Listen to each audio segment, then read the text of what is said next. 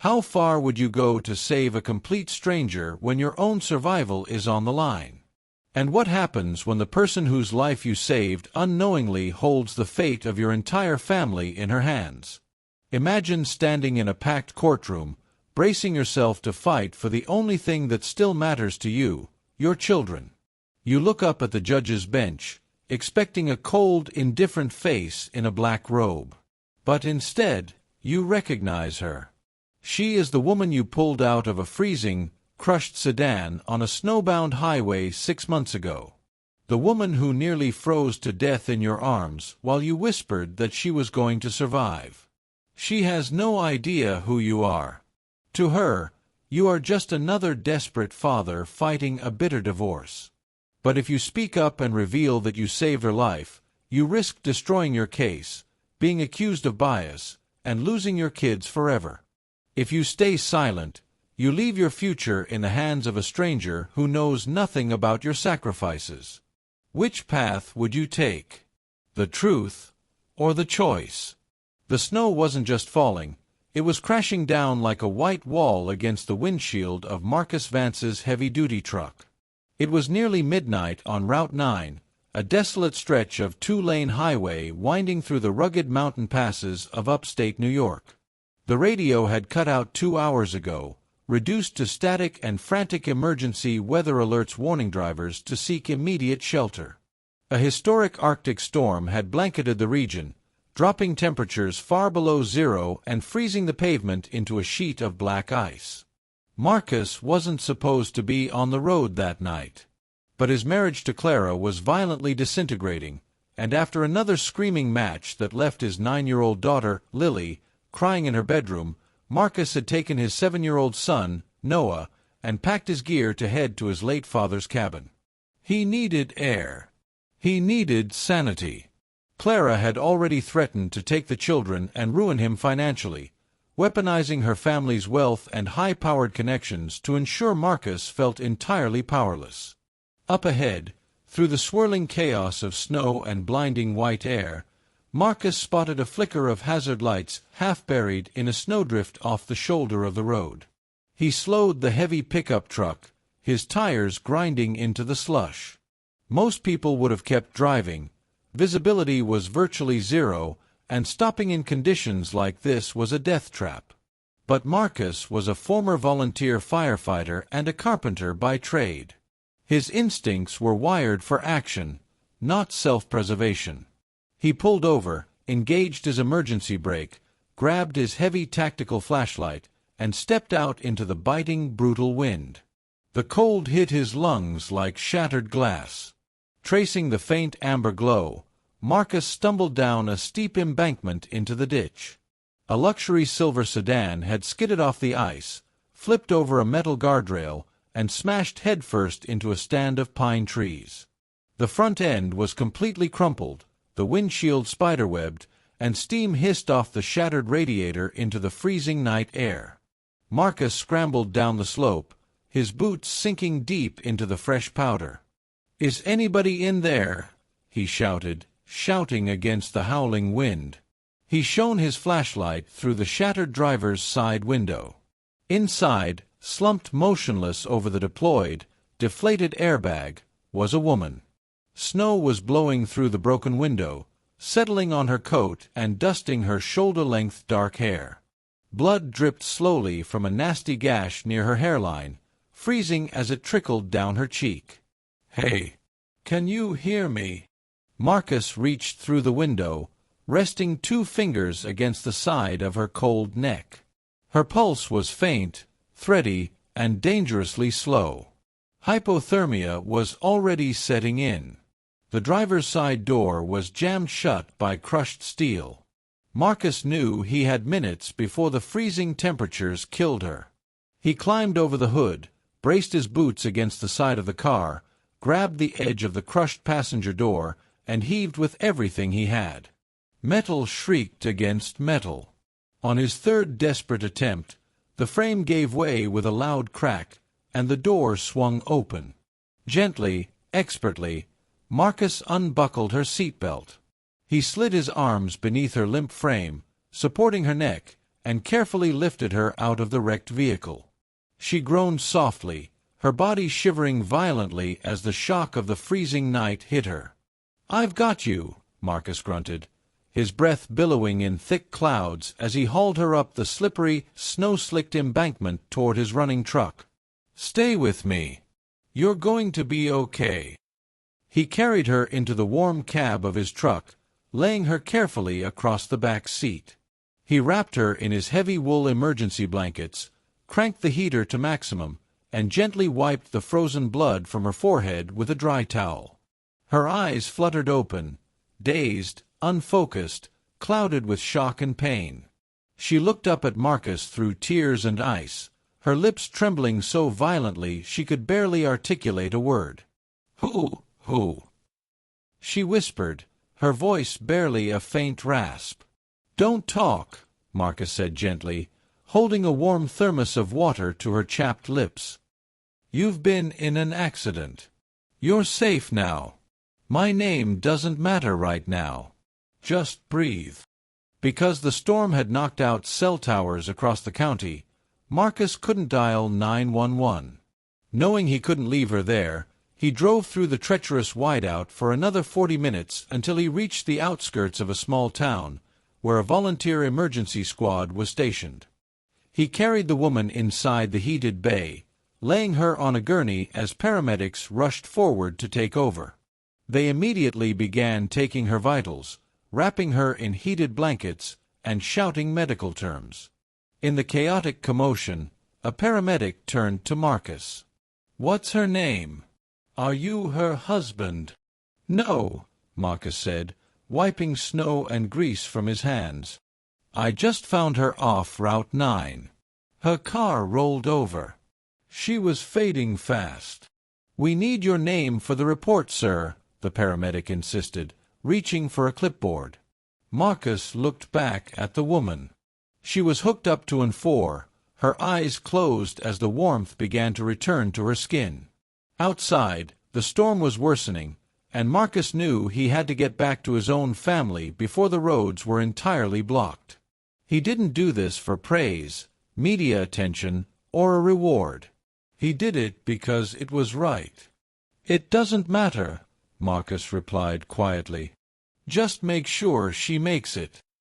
Without another word, Marcus turned, walked out into the frozen night, and drove away into the whiteout, assuming he would never see her again. 6 months later. The heat of mid-July beat down mercilessly outside the family courthouse in downtown Albany. Inside, the air conditioning was ice-cold, but Marcus was drenched in a nervous sweat. He sat at the defense table in Courtroom 4B, clad in his only tailored suit, his knuckles white as he clenched his hands together.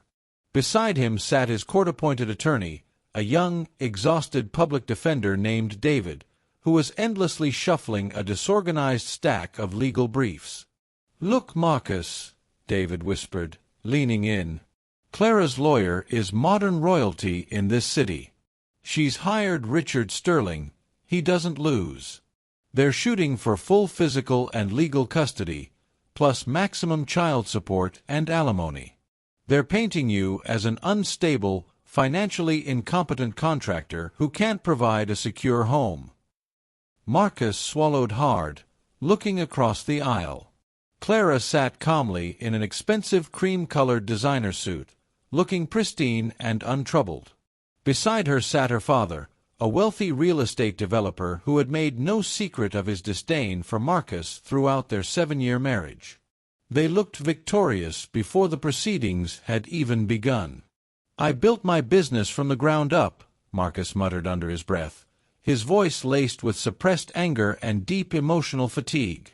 "I worked 80 hours a week so she could stay home with Lily and Noah. I gave her everything. And now she's trying to erase me from my kids' lives." "The system favors the wealthy, Marcus," David sighed heavily. "And today, we have Judge Evelyn Vance presiding. She's brand new to this bench, transferred from the state Supreme Court last month.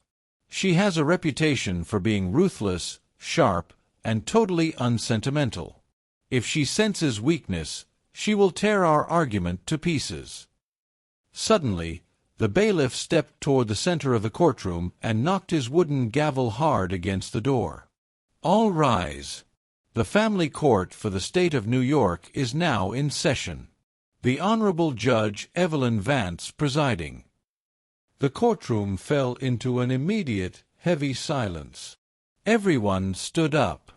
The side door opened, and a woman in a crisp black judicial robe stepped purposefully into the courtroom. She moved with absolute authority, carrying a thick binder under her arm. Her dark hair was neatly styled, pulling back from a striking sharp face that commanded immediate respect. She walked up the steps, took her seat at the elevated bench, and adjusted her glasses. Marcus raised his eyes to look at the judge who held the power to destroy his life or save it. The moment his eyes met hers, his breathing stopped. The room around him seemed to lose all sound. There, sitting high above the courtroom, holding the gavel that would determine if he ever saw his children again, was the exact same woman he had pulled out of the smashed sedan on Route 9. A pale, faint scar ran right through her hairline on the left side of her forehead, the exact spot where she had been bleeding 6 months ago. Marcus froze, his heart hammering violently against his ribs. She opened the file, looking directly down at Marcus and Clara with cool, professional indifference. She didn't recognize him at all. To her, he was just a nameless face in a suit, another bitter husband fighting in her courtroom. Marcus sat paralyzed as the cold reality of his situation washed over him. He saved her life. He was the reason she was breathing right now. But if he revealed his identity, Clara's legal team would immediately accuse him of manipulating the court, and Judge Vance would be forced to recuse herself, delaying the trial for months while Clara kept the children locked away from him. If he stayed silent, he was taking the biggest gamble of his life on a judge known for showing zero mercy. Marcus sat motionless, his chest so tight he could barely drag air into his lungs. Across the polished aisle, Clara's high-powered attorney, Richard Sterling, stood up and smoothed his expensive silk tie. He stepped toward the center of the courtroom with the smooth, practiced confidence of a man who had already bought and paid for the outcome. "Your Honor," Sterling began, his voice echoing off the high plaster ceilings, "we are here today on behalf of my client, Clara Vance. We are seeking sole physical and legal custody of the 2 minor children, Lily and Noah, along with sole occupancy of the marital home and an order for emergency spousal support." Judge Evelyn Vance didn't look up immediately. She flipped through the thick stack of papers in front of her, her dark eyes scanning the pages with ruthless speed. "Mr. Sterling," Judge Vance said, her tone sharp as a razor, "sole legal and physical custody is an extreme remedy.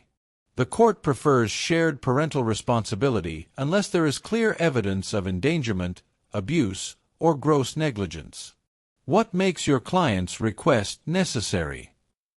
"Endangerment may not be physical yet, Your Honor, but financial and emotional instability can be just as destructive," Sterling replied fluidly. He turned and pointed a manicured finger directly at Marcus. "The respondent, Marcus Vance, is an independent contractor whose business is functionally insolvent. Over the past 8 months, his income has dropped by over 60%. He cannot provide a stable, secure environment for 2 growing children. My client's father, Mr. Arthur Pendleton, has generously offered to provide total financial backing for Clara and the children, ensuring they remain in their private school and maintain their standard of living." Marcus felt a surge of heat rise up his neck. He leaned toward his young court-appointed lawyer, David, his voice barely a furious whisper. "Tell her about the business. Tell her why the income dropped." David held up a hand, sweating profusely as he shuffled his notes. "Marcus, please, let me handle this." "Your Honor," David said, standing up, though his voice lacked the booming authority of Sterling's. "My client's financial dip was temporary. It occurred because he took 2 months off from his business to personally care for his children while Mrs. Vance was indisposed. Judge Vance raised her eyebrows slightly, looking down from her elevated bench. Indisposed? Elaborate, Mr. Miller.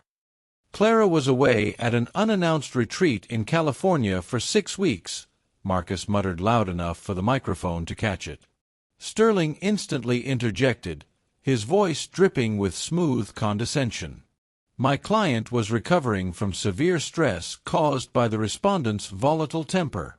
Furthermore, Your Honor, we have submitted documentation showing that Mr. Vance has repeatedly demonstrated impulsive, erratic behavior, including taking his young son out of the house in the middle of the night during a severe weather advisory 6 months ago without the mother's consent.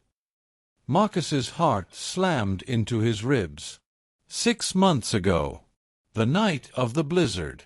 He endangered the life of his 7-year-old son by driving into a historic Arctic storm, Sterling continued, laying a set of printouts on the judge's desk. This speaks directly to his judgment as a parent. Judge Vance froze. Her eyes rested on the document in front of her.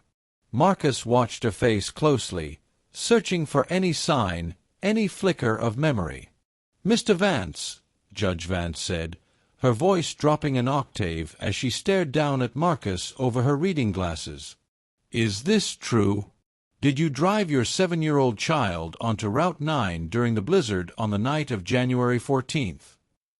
The entire courtroom went dead silent. Marcus gripped the edge of the defense table so hard his knuckles turned white. His mouth went dry. That was the night. That was the exact hour he had pulled her bleeding, broken body from the wrecked sedan on that very same stretch of road. He had saved her life that night, risking his own truck, his own safety, and fighting the elements to carry her to warmth. If he spoke up right now, if he said, "Yes, I was on Route 9, because I stopped to pull you out of a burning, frozen car while you were dying," the courtroom would explode.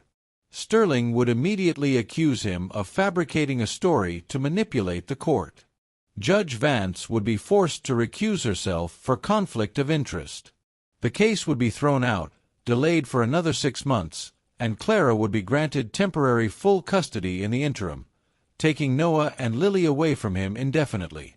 Or worse, what if Judge Vance didn't believe him? What if she thought he was a delusional liar trying to blackmail a state judge? Beside him, David nudged his shoulder. "Marcus, answer the judge. Just say it was an emergency." Marcus took a deep, shaky breath. His eyes locked onto Judge Vance's cold, authoritative gaze. He looked at the subtle, fading scar near her hairline. "Yes, Your Honor," Marcus said softly, his voice trembling with raw emotion. "I was on Route 9 that night with my son." "And why?" Judge Vance asked, her eyes narrowing as she studied his face with an intense, unsettling scrutiny. "Would any responsible father risk his child's life on a closed highway in zero-visibility conditions?" Marcus looked Clara in the eyes, seeing her smug, victorious smirk, and then looked back up at the judge who held his entire world in her hands. "Because someone was in trouble, Your Honor," Marcus said, his voice quiet, steady, and utterly sincere. "And where I come from, when someone is dying in the dark, you don't keep driving." Judge Vance held his gaze for 3 agonizing seconds. A subtle shadow passed across her face, a flicker of something unreadable deep within her eyes. She slowly lowered her pen, resting her hands flat on the desk, looking down at the man standing before her. The air in the courtroom felt so thin Marcus could barely breathe. Judge Vance didn't avert her eyes. For a long, silent moment, her pencil remained suspended above the yellow legal pad on her desk. "Someone was in trouble," Judge Vance repeated, her voice measured, stripped of its previous harshness. "Mr. Vance, Route 9 was completely shut down by state police at 10 o'clock that evening. You are telling this court you took your minor son into lethal conditions for an unspecified emergency." Before Marcus could answer, Clara's lawyer leaped back into the fray like a shark sensing blood. "Your Honor, this is a classic deflection," Sterling declared smoothly, turning to face the gallery with practiced theatricality. "The respondent is trying to romanticize reckless endangerment. There is no official police record of Mr. Vance reporting or assisting in any accident that night. He claims he was playing the hero, yet no incident report bears his name. It was irresponsible, pure and simple. A man who risks his child's life on a frozen mountain pass is not fit to hold primary custody." Marcus felt a cold wave of frustration wash over him. Of course there was no record with my name on it.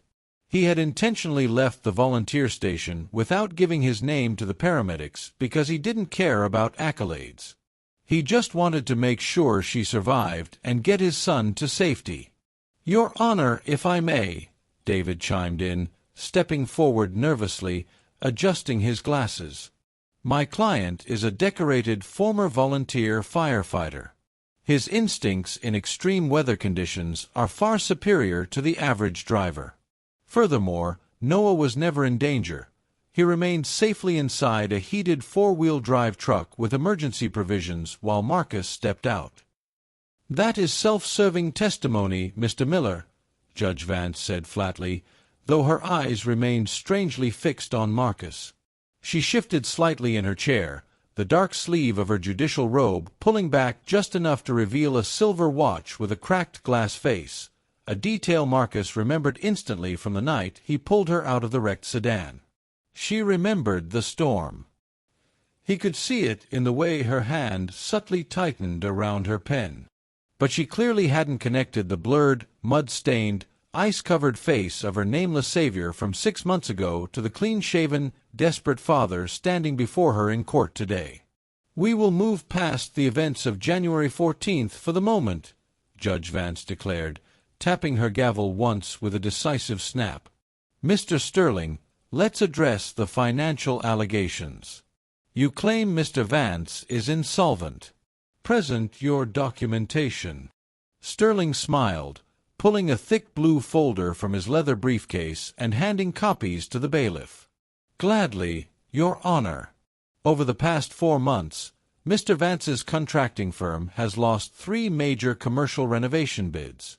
His personal account shows a deficit, and he has failed to pay the full mortgage on the marital residence for 2 consecutive months." Clara leaned forward, adopting a look of soft, tragic sorrow for the judge's benefit. "Your Honor," Clara said softly, her voice carrying across the quiet room, "I loved Marcus for years. But after his father passed away, he changed. He became obsessed with taking work that doesn't pay, taking on pro bono repair jobs for elderly neighbors while our own bills piled up. He abandoned our family's stability. I am only doing this to protect Lily and Noah from a life of financial ruin." Marcus gripped the mahogany table so hard his fingertips went numb. The absolute hypocrisy of her words burned through his veins. "That's a lie," Marcus blurted out, unable to hold back any longer. "Mr. Vance." "Control yourself," Judge Vance warned, her sharp eyes cutting directly toward him. "With all due respect, Your Honor," Marcus said, ignoring David's frantic tug on his sleeve. "The reason my business accounts are low is because Clara emptied our joint reserve account 3 weeks before filing for divorce. She withdrew $85,000, money intended for my payroll and suppliers, and transferred it into an offshore trust under her father's company name." The courtroom erupted into a faint murmur. Clara's lawyer didn't even flinch. "Unsubstantiated claims, Your Honor. That capital was premarital family wealth returned to its rightful owner, Mr. Pendleton." Judge Vance frowned, her eyes darkening as she flipped through the financial exhibits. "If funds were moved from a joint marital account during a pending separation, Mr. Sterling, that is a severe breach of financial status quo orders. I suggest you provide full accounting statements for that $85,000 by tomorrow morning, or I will hold your client in contempt." Sterling's confident smile faltered for the fraction of a second. "Of course, Your Honor." "Now," Judge Vance said, leaning over the bench, her cold demeanor returning in full force. "Regarding temporary physical placement while this trial proceeds over the next 48 hours. The mother is requesting sole interim custody, restricting the father to supervised visitation." Marcus felt his throat tighten. "No, please, Your Honor." "Your Honor, please." David argued desperately. "Marcus has been the primary caregiver for the children since birth. Taking them away from him now would inflict severe psychological harm." Judge Vance rested her chin on her hands, staring deeply into Marcus's eyes. The room held its breath. "Mr. Vance," Judge Vance spoke slowly, her voice echoing off the tall walls, "you stand here accused of financial negligence and poor parental judgment. I take allegations of child endangerment extremely seriously. Before I rule on temporary placement for your children tonight, I want to hear directly from you, not your lawyer. You." She paused, leaning back into her high-backed chair. "Why should I trust your judgment with those children?" Marcus looked at Judge Vance. The scar on her hairline was clearly visible under the harsh fluorescent lights of the courtroom. The truth sat right on the tip of his tongue. "Tell her," a voice inside him screamed. "Tell her you're the man who bled on her jacket, the man who held her hand in the dark, the man who chose her life over his own safety. Remind her of who you are." He opened his mouth to speak, knowing that one sentence could change everything, or destroy his life forever. Marcus gripped the edge of the wooden podium, his hands trembling slightly. Every eye in the courtroom was glued to him.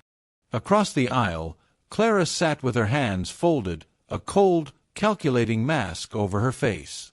Her father sat beside her, checking his expensive gold watch as if Marcus's entire existence were merely an inconvenient delay to his afternoon schedule. Marcus took a deep, steadying breath, forced his shoulders back, and looked straight into Judge Vance's eyes. "Your Honor," Marcus began, his voice raspy before clearing his throat. "I'm not a lawyer, and I don't have a team of high-priced advisors to polish my words. I'm a carpenter. I build things with my hands. When a foundation is cracked, you don't paint over it and pretend it's fine, you fix it. And when something is worth protecting, you don't abandon it when things get cold or hard." Judge Vance didn't interrupt. She leaned forward, resting her elbows on the bench, listening with an intensity that seemed to shut out the rest of the room. "6 months ago, on that highway," Marcus continued, his tone low, quiet, and profoundly steady, "I didn't drive into that storm out of recklessness. I drove because my marriage was collapsing, and I needed to get my son away from the screaming, the toxic atmosphere, and the hostility in our home. I wanted him to sleep in a quiet place where he felt safe." He took a step closer to the bench, ignoring David's anxious glance. "When I saw those hazard lights in the ditch that night, I didn't stop because it was convenient or smart. I stopped because someone was trapping air in a crushed car, freezing to death in the dark. I didn't know who was in that car. I didn't know if they were rich, poor, good, or bad. All I knew was that they needed help. I pulled that person out because that's who I am. That's the kind of man I'm trying to raise my son to be. Someone who steps up when everyone else keeps driving." A quiet stillness settled over the room. For a brief second, Marcus saw a sharp, visible flicker in Judge Vance's expression. Her fingers tightened around her pen. A subtle shift occurred in her eyes, a sudden, deep recognition trying to pierce through the fog of a half-remembered trauma. She stared at Marcus's face, taking in his strong jaw, the steady, honest blue of his eyes, and the quiet resolve in his posture. She's starting to remember, Marcus thought, his heart pounding against his rib cage. She recognizes the voice. "My kids are my foundation, Your Honor," Marcus said, his voice cracking slightly with emotion. "Clara wants you to think I'm unstable because I prioritize human lives over profit margins.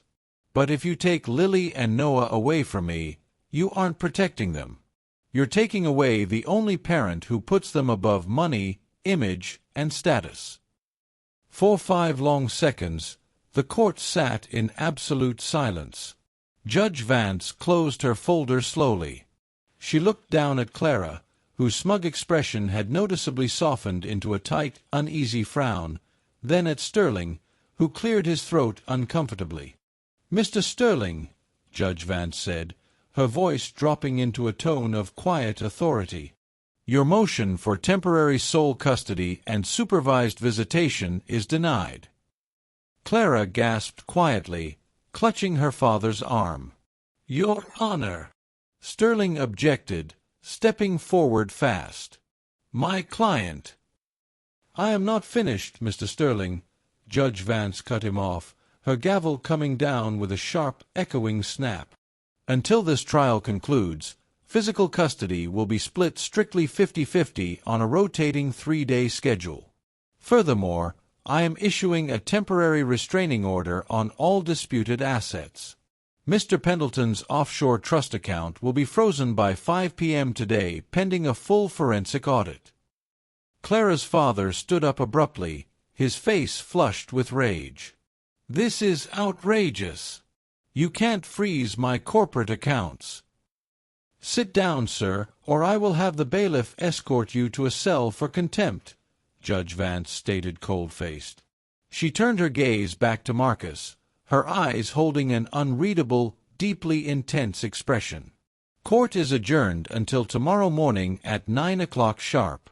I expect both parties to present clear, clean evidence regarding the division of marital property. No more mudslinging." As the courtroom began to clear, Clara turned on Marcus, her eyes burning with pure venom. "You think you won something today?" she hissed in a low whisper as she walked past him. "My father will buy every forensic accountant in the state. By tomorrow, you won't have a dime left to fight me." Marcus didn't reply.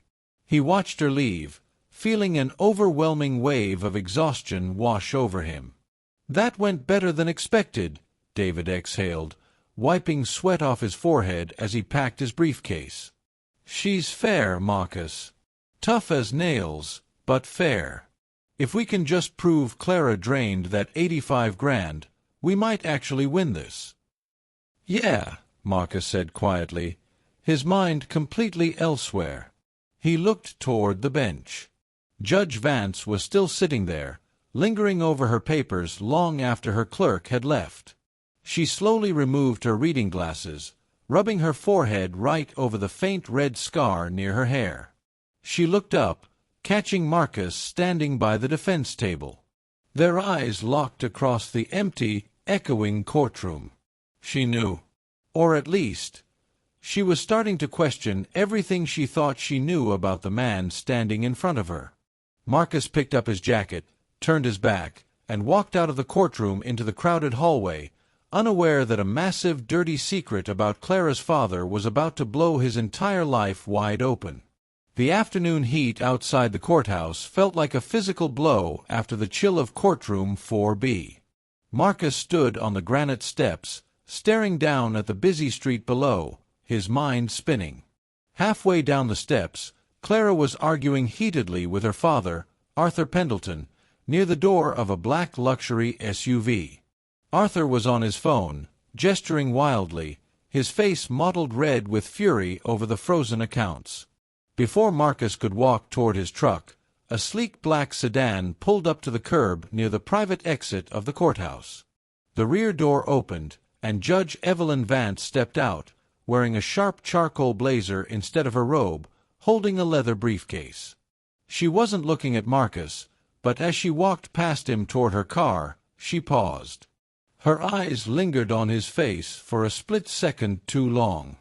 "Mr. Vance," she said, her voice quiet, almost casual, yet holding a weight that stopped Marcus in his tracks. Marcus turned slowly. "Your Honor." "A word," she said, stepping toward a shaded pillar away from the foot traffic and the eyes of reporters and lawyers.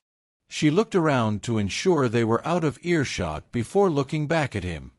"In my courtroom, I evaluate evidence," Judge Vance said, her eyes fixed on Marcus's face with a penetrating intensity.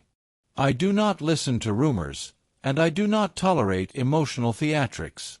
But when you spoke today about Route 9, about pulling someone from a wrecked car in a wideout."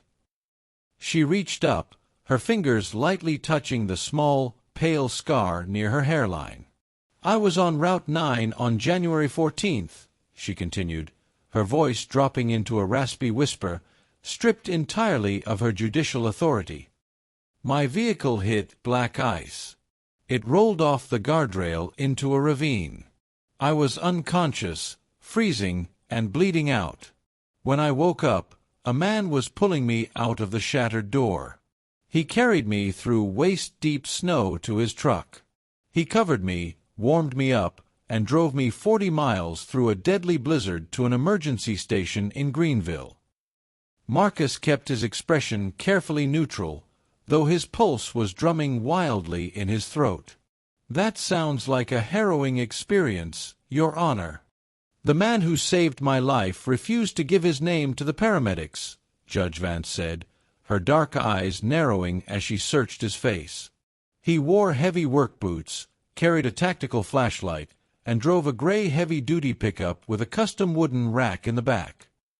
She pointed subtly toward the parking lot across the street, where Marcus's gray truck was parked, its distinctive carpenter's wooden rack clearly visible in the sunlight. Marcus took a slow, heavy breath. The secret was out in the open, hanging between them in the humid summer air like a loaded gun. "Why didn't you say anything inside?" Judge Vance asked, her tone sharp, almost defensive. "If you had revealed this in court, I would have had to recuse myself immediately. But more than that, you could have used it to sway my judgment. Why stay silent?" Marcus looked her dead in the eye, his gaze unwavering. "Because I didn't save your life 6 months ago so I could use you as a weapon today," Marcus said softly. "I saved you because it was the right thing to do. And today, I didn't want a favor. I wanted a fair trial for my children. If I told the court, your career would be questioned, Clara's lawyers would claim conflict of interest, and my kids would be stuck in legal limbo for another 6 months while Clara kept them away from me." Judge Vance stared at him, completely speechless.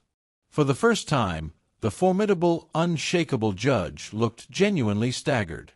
"You risked losing your children today to preserve the integrity of this court?" she asked, her voice trembling slightly. "I didn't risk my children," Marcus replied quietly. "I trusted that a good judge would see the truth without needing to be bribed or emotionally manipulated." Judge Vance drew in a long, shaky breath, regaining her composure and hardening her posture once more. "Mr. Vance, what you did 6 months ago makes me eternally in your debt as a human being. But as a judge, I am bound by the law. Tomorrow morning, Clara's legal team will bring everything they have. If they prove financial misconduct on your part, I cannot favor you. Do you understand?" "I don't want favors, Judge Vance," Marcus said. "Just justice." She gave him a single, firm nod, turned on her heel, and got into the back of her sedan. As her car pulled away, Marcus's phone buzzed violently in his pocket. It was a text message from an unknown number.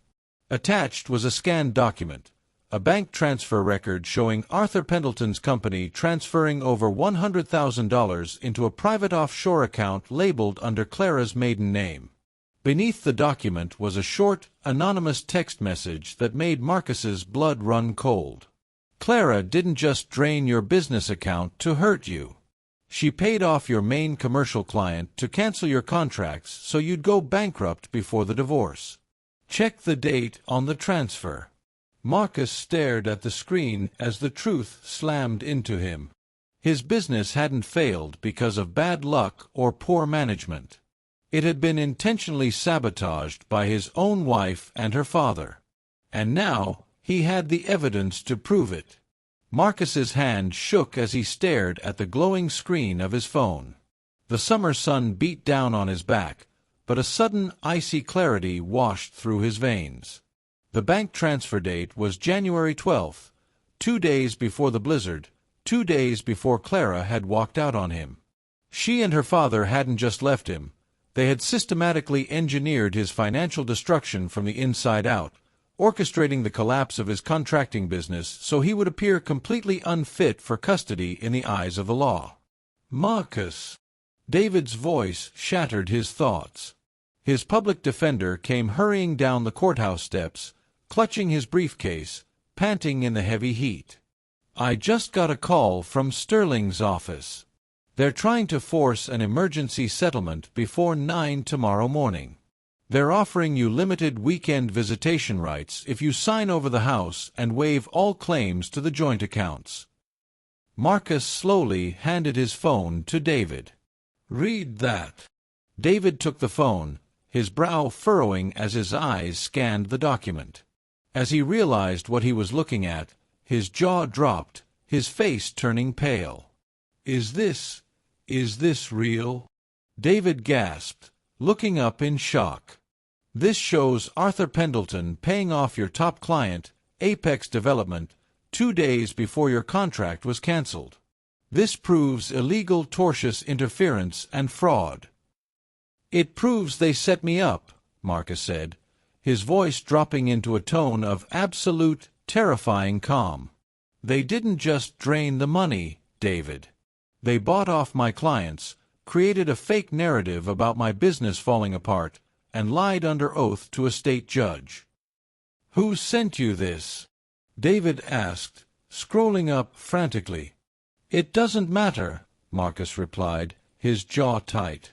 What matters is whether this holds up in court tomorrow morning. Hold up. Marcus, if this is authentic, this doesn't just win you custody. It destroys Arthur Pendleton's entire firm, David said, a nervous excitement breaking through his usual anxious demeanor. This is felony fraud. Sterling won't even be able to represent them without risking his own law license. Then don't accept their settlement, Marcus said firmly. We take this to Judge Vance at 9 o'clock tomorrow. That night, Marcus sat in the dimly lit living room of his father's old cabin. The quiet was almost suffocating. He stared at the framed photo on his desk, Lily wearing a paper birthday hat, laughing on Noah's shoulders while Marcus held them both in a tight bear hug. He hadn't tucked them into bed in weeks.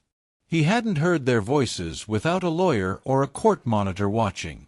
Clara had turned their young minds into a battleground, telling them that Daddy was broken, that Daddy couldn't afford to take care of them anymore. He closed his eyes, remembering the night of the storm, the bone-chilling cold, the howling wind, and the terrifying silence inside Judge Vance's crushed sedan. He had risked everything to save a life that night because he believed that doing the right thing mattered, even when no one was watching. And now, the universe had placed that very same life on the judicial bench, holding the scales of his destiny. At 8:30 a.m. the following morning, the hallways outside Courtroom 4B were buzzing with intense tension. Clara sat on a wooden bench beside her father, her posture stiff, her arms crossed tight over her chest.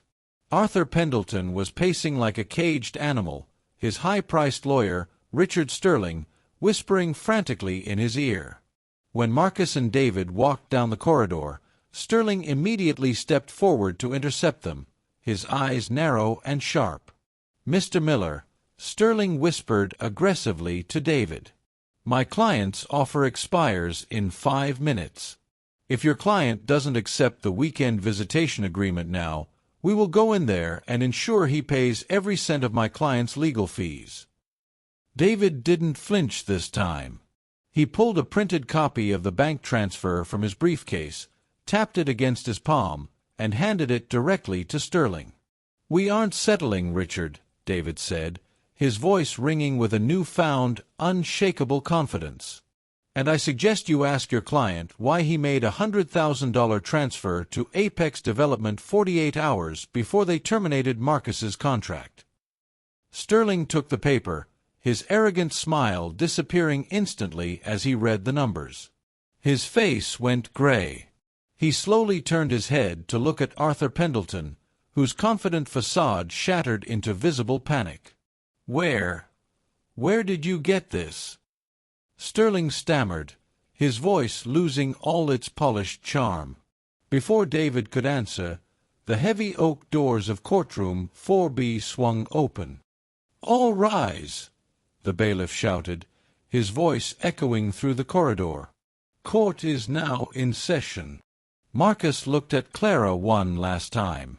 Her face was pale, her confidence utterly gone as she realized the storm she had created was about to turn directly toward her. Marcus stepped into the courtroom, took his place at the defense table, and raised his head as Judge Evelyn Vance stepped onto the bench, her cold, sharp gaze scanning the room until it landed directly on Marcus. The heavy oak doors clicked shut behind them, sealing the courtroom in an oppressive silence. Judge Evelyn Vance took her place behind the bench. She didn't adjust her papers or dawdle over her binder. She sat upright, her dark eyes piercingly sharp as she looked down at the two legal teams. The faint scar on her hairline stood out sharply under the white lights. "We are back on the record," Judge Vance announced, her voice ringing clear and authoritative. "Before we begin with financial disclosures, Mr. Sterling, I trust you have the full accounting records for the $85,000 removed from the joint marital account, as I ordered yesterday?" Richard Sterling stood up slowly. Gone was the arrogant, dominant posture from 24 hours ago. He adjusted his collar, wiping a bead of sweat from his forehead. "Your Honor, regarding those funds," Sterling began, his voice lacking its usual thunder. "My client is currently reviewing the ledger with her financial team. We request a 48-hour continuance to compile the necessary documentation." "Denied," Judge Vance said instantly, tapping her pen against the desk. "You were given a direct court order, Mr. Sterling. A continuance will not be granted." "Your Honor, if I may," David spoke up, stepping to the podium with absolute poise. He laid the printout of the bank transfer onto the evidence tray for the bailiff to deliver to the bench. "We have obtained verified banking records detailing a transaction made on January 12th, 48 hours before Mrs. Vance separated from my client. This document shows a wire transfer of $100,000 from Mr. Arthur Pendleton's corporate account directly to Apex Development, my client's primary commercial client." Judge Vance took the paper from the bailiff. She put on her reading glasses, her eyes scanning the document line by line. "Explain this, Mr. Sterling," Judge Vance commanded, her voice turning dangerously cold. "Why is the petitioner's father paying $100,000 to the respondent's primary source of business income 2 days before the separation?" Clara's father, Arthur, leaned over to Sterling, muttering frantically, his face turning an angry shade of purple. Clara sat rigid beside him, her hands trembling so violently she had to clasp them together beneath the table. "Your Honor," Sterling tried to recover, "that transfer was a completely separate business venture between Mr. Pendleton and Apex Development. It has no bearing on this custody matter." "It has everything to do with this matter," David countered, his voice booming across the room. Apex Development abruptly canceled their contract with Marcus Vance 24 hours after receiving that payment, claiming unforeseen budget cuts. "This was an intentional, fraudulent act of tortious interference designed to ruin my client financially, create a false narrative of insolvency, and deceive this court into declaring him an unfit parent." Judge Vance raised her hand, silencing the room. She looked down at the document, then slowly pulled off her glasses. Her gaze shifted away from the paper and landed directly on Clara Vance. "Mrs. Vance," Judge Vance said, her tone unervingly calm, "did you have knowledge of this transfer?" Clara swallowed hard, looking toward her attorney, then her father. I don't handle my father's business affairs, Your Honor." "That was not my question," Judge Vance interrupted, leaning forward over the bench, her eyes blazing with suppressed outrage. "Did you know your father paid off your husband's primary client to destroy his business before you filed for divorce?" "Your Honor, my client asserts her Fifth Amendment right regarding unverified financial documents," Sterling interjected desperately, trying to shield Clara. "This court is not a playground for financial warfare, Mr. Sterling," Judge Vance said, her voice dropping into a register that made the entire gallery hold its breath. "To intentionally sabotage a parent's livelihood, to manufacture poverty, and then to use that manufactured poverty as a weapon to strip two young children of their father, is not just morally abhorrent. It is a fraud upon this court." Marcus watched Clara's father slump back into his leather chair, the fight completely draining out of him as he realized the magnitude of the legal disaster he had engineered. Judge Vance closed the file in front of her with a heavy, final thud. "I am referring this document and the associated bank records directly to the District Attorney's Office for investigation into corporate fraud and perjury," Judge Vance declared smoothly. Clara let out a choked gasp, burying her face in her hands as silent tears finally spilled over her cheeks. "Furthermore," Judge Vance continued, looking directly at Marcus, her eyes softening for a split second with deep, unspoken respect, "this court finds that the respondent, Marcus Vance, has demonstrated extraordinary moral character, emotional resilience, and an unwavering commitment to the truth, even when keeping quiet would have been easier." Marcus felt a lump form in his throat. He looked up at the bench, knowing that she wasn't just talking about the financial fraud. She was talking about Route 9. She was talking about the man who had pulled her from the dark, freezing wreckage 6 months ago and expected nothing in return. Regarding the temporary custody order, Judge Vance announced, picking up her gavel, "The previous order is immediately dissolved. Primary physical custody of Lily and Noah Vance is awarded to the father, Marcus Vance, effective immediately." Marcus closed his eyes as a wave of overwhelming relief washed over him, tears stinging the corners of his eyes. "Mrs. Vance will be granted supervised visitation every other weekend, contingent upon a full financial restitution plan," Judge Vance concluded, bringing her gavel down with a sharp, echoing crack. "Final judgment on property division will be delivered tomorrow morning. Court is adjourned." The courtroom burst into a flurry of motion as the bailiff stepped forward. Clara sat frozen, staring blankly at the polished mahogany table, completely undone by her own deception. David turned to Marcus, slapping him on the back with a triumphant grin. "We did it, Marcus. You got your kids back."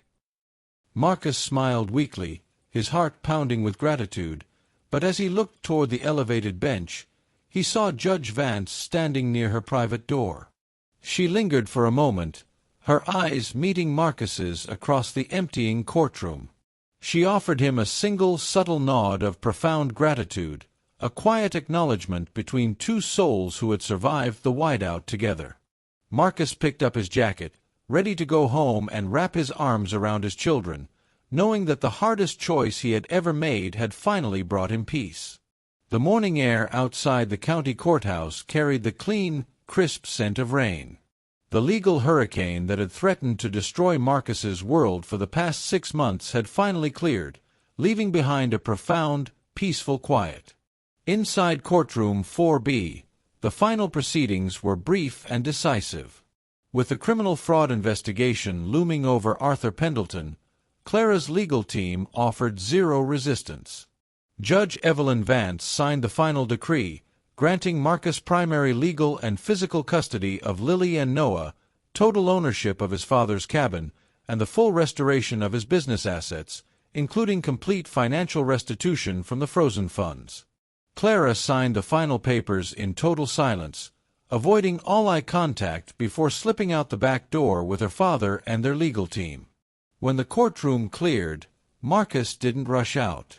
He stood by the defense table, buttoning his jacket, waiting until the clerk and bailiff had stepped into the back office. Judge Vance remained at the bench, signing the last stack of official court orders. She stacked the papers neatly, placed her pen down, and looked down at Marcus. "You have your children back, Mr. Vance," she said, her voice dropping its strict judicial cadence, replacing it with a soft, warm resonance. "They are very lucky to have a father who stands his ground when the storm hits." Marcus stepped toward the bench, stopping just before the wooden railing. "Thank you, Your Honor. Not just for the ruling, but for being a judge who sees through the noise." Judge Vance looked at him for a long moment, her fingers lightly touching the tiny, faint scar near her hairline. "6 months ago, I thought I was rescued by an angel on Route 9, she said quietly, a faint, rare smile gracing her lips. "I spent months wondering who had the courage to step into a freezing ditch in zero visibility just to save a stranger. I never got to say thank you." "You don't owe me anything, Judge Vance," Marcus replied softly. "You gave my kids their life back today. That's more than enough." "Justice isn't a favor, Marcus. It's a duty," she said, nodding firmly. "Now go home. Your children are waiting." Marcus gave her a respectful nod, turned, and walked out into the afternoon sunlight. 2 hours later, the sound of laughter filled the quiet woods surrounding his father's cabin. Marcus sat on the wide wooden porch he had built with his own hands, watching Lily and Noah race through the green grass with their golden retriever. The heavy weight that had rested on his chest for months was completely gone, replaced by an overwhelming sense of gratitude and peace. He had faced the darkest blizzard of his life, both on the frozen highway and inside that courtroom. He could have chosen revenge, he could have manipulated the truth for an easy win, or he could have surrendered to despair. Instead, he chose integrity. He chose patience. He chose to trust that doing the right thing, even when no one is watching, will always light the way home. Lily ran up the porch steps, her face beaming as she tossed a worn tennis ball into his lap. "Daddy, look." Noah found a nest in the pine tree. Marcus pulled her into a warm hug, resting his chin on her head as Noah ran up to join them, wrapping his arms around Marcus's waist. "Come on," Marcus smiled, standing up and taking both of his children by the hand as they walked into the warm, bright sunlight. "Let's go see it together." Thank you so much for watching today's story on Truth or Choice. Life constantly forces us to stand at difficult crossroads, where doing the right thing requires unbelievable strength and sacrifice. Marcus proved that maintaining your integrity, even in your darkest hour, can ultimately save everything you hold dear. If this story touched your heart, please take a moment to like this video and subscribe to the channel so you never miss our upcoming cinematic moral drama stories. Don't forget to share this video with your friends and family who love deep, meaningful storytelling. Now it's your turn. If you were in this situation, would you choose the truth or make a different choice? Tell us in the comments.